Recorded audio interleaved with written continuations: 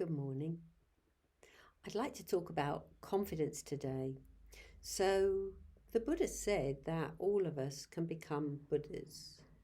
And I'd like to just look at, well, what does that mean? Do we really believe that that's possible? And what do we mean by enlightenment? So, I want to simplify it a bit and just say that all of us want to be free from suffering. And that was the big question that the Buddha addressed. Why is it that we suffer? And how is it possible that there could be a way of being that didn't suffer? Now, he didn't mean that we would never have physical pain or even emotional pain, but it did mean that we would be able to see pain in a very different way, and therefore we wouldn't suffer. It's sometimes described in terms of the story of the two darts. So we get hit by a dart and it hurts. There's no question about that. It pierces our body. But it's what we add to our injury.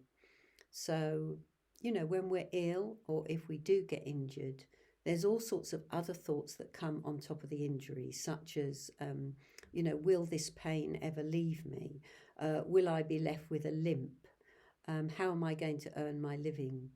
All the sort of questions that come up that are reflections of fears about the consequences rather than the actual pain of the injury itself. And, we don't know. That's the point. When we add those second darts, actually we are using our imagination to predict. And if we can learn how not to predict, how to stay in the present, we will be much happier. So really, what the Buddha was talking about is how we can become more integrated and whole in ourselves. So one of the reasons that we don't have confidence is because we compare ourselves all the time to other people. And we try and gauge all the time where we stand in relation to other people. And of course, this is a pointless exercise because we're all very different. We've all got particular strengths and particular weaknesses. And so it's a really worthless sort of occupation when we're comparing ourselves to other people. Now, what does it mean to become whole in ourselves? I'm talking about us feeling whole in ourselves. We'll notice that Buddhism, compared to any other religion, puts the power in our hands. And that's, of course, very exciting in terms of we don't have to imagine that there is any God that's going to save us, and if we follow the rules, we're going to end up in some heaven. It puts the responsibility squarely on our shoulders. It's up to us. And the Buddha said that if we dedicate ourselves to practice, we can be free of suffering. There's a lot to understand between, releasing that suffering and gaining enlightenment. Obviously, there's a lot to understand and a lot to practice and a lot to experience in our direct experience. So what is this about? Why are we not whole? Well, we're not whole because we look outside of ourselves to fill ourselves up, if you like. We don't quite have confidence in our own being. And in particular, throughout much of our lives, we look for what's commonly called our other half, our other, you can call it soulmate, sexual partner, yes, the person that we think will complete our happiness or make us happy even.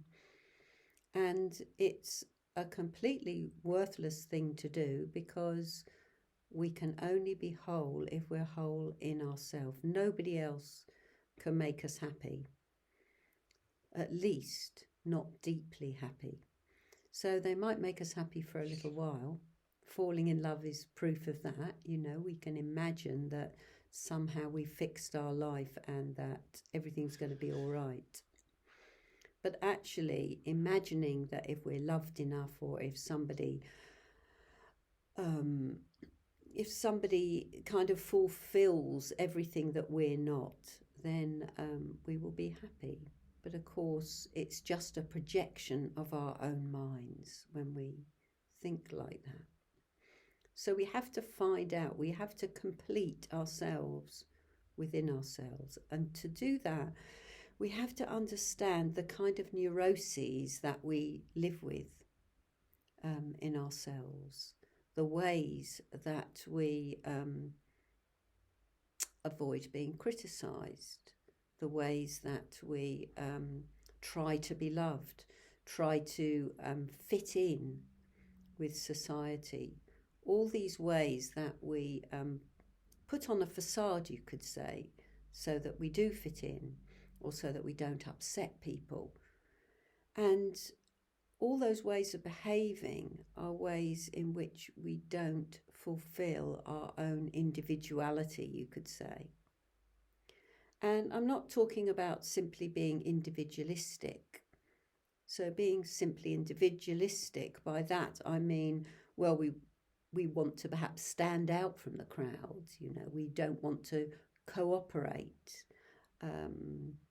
Perhaps we're quite angry and separate ourselves from other people. That's not being individual. Being individual is knowing our own mind, knowing where we stand in the world, knowing, taking our place. And that is about having confidence, thinking things through for ourselves, reflecting for ourselves, so that we don't just get pulled along by other people, other people's views. And that takes actually a lot of individuality and a lot of work on ourselves, because the strength of society is very strong, especially today with all the social media that we have. And we know that social media, for all its wonders, can be very destructive, because it's a particular way of communicating that, well, I would stick my neck out and say is not real communication.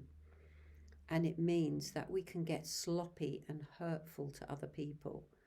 And people can be so hurt that their self-esteem just plummets because they believe what they're being told.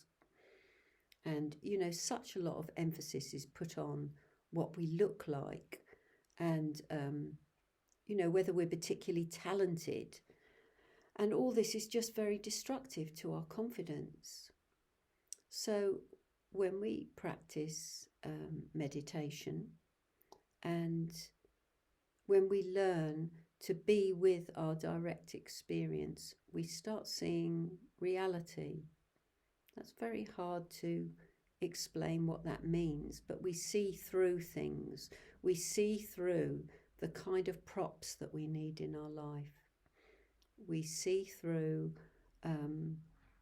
the view that we have of ourselves that isn't confident, that behind all the bravado, maybe we feel like, yeah, we're confident, we can kick our way through the world, but that's not real confidence. That's just bravado. So seeing through all that, particularly I think, through the practice of the Metta Bhavana. And if you would like to learn the Metta Bhavana, myself and Sarvananda will be leading a 4-week course in a few weeks' time. Or maybe you've done the Metta Bhavana and you just need a top-up or would like a top-up. So, yeah, do join us if you feel like it. It's a very good practice for building on our confidence and helping us see that essentially we are worthy, we are good, we are worthy to be alive, and to bolster our confidence, but also, even more importantly, that by being confident in ourselves, we gain confidence in other people and